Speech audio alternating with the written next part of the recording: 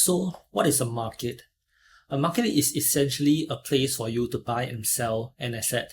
An asset can be a stock, a currency, a future contract, or a cryptocurrency, whatever you can think of. The other side of the trade, the counterparty, is usually another person, an institution, or even a bot or an algorithm.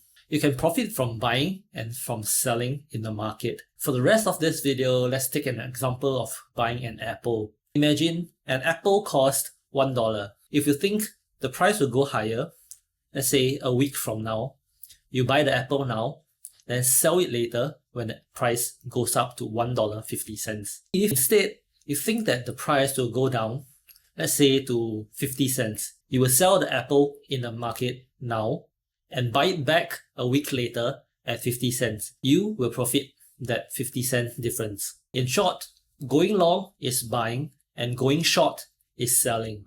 So what's the difference between trading and investing? Investing is more about fundamentals. Some people use price action, but most of the time it's watching and analyzing the fundamentals of the asset. For stocks, that usually means the balance sheet, the macro and micro economy, who's the CEO, what's their track record, etc. For investing, the holding period is usually years or even decades.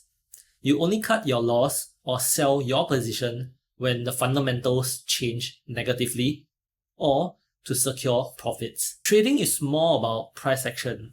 Of course, you can bring in macroeconomics to help your trading, but for this series, we are only talking about technical analysis, the price action on the chart. Trading is shorter term compared to investing. In trading, we have something called a stop loss, a price point where you cut your loss. Let's say we have an apple at $1 today. You buy it hoping that the price will go higher. But if the price drops to 50 cents, you want to get out. You want to sell because it might just continue to go lower. So once the price drops to 50 cents, you sell it right away. That is your stop loss. That's one of the key differences because in investing, you have such a long holding period that the daily price action doesn't reflect what the company is actually worth. So in investing, you don't sell the stock just because the price dips. If you are interested in learning more about investing, let me know in the comments below. There are 4 styles of trading. You only need to understand them, do not memorize them. First, scalping.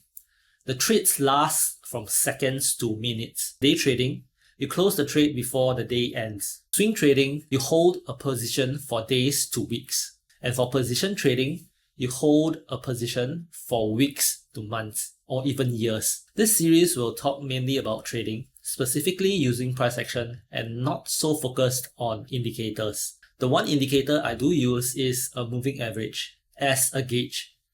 The reason why I don't use indicator is because they are mathematical calculation which is usually lagging in nature, which I'll explain further into the series. There are few orders every trade runs on. A market order fills you at whatever the price is right now.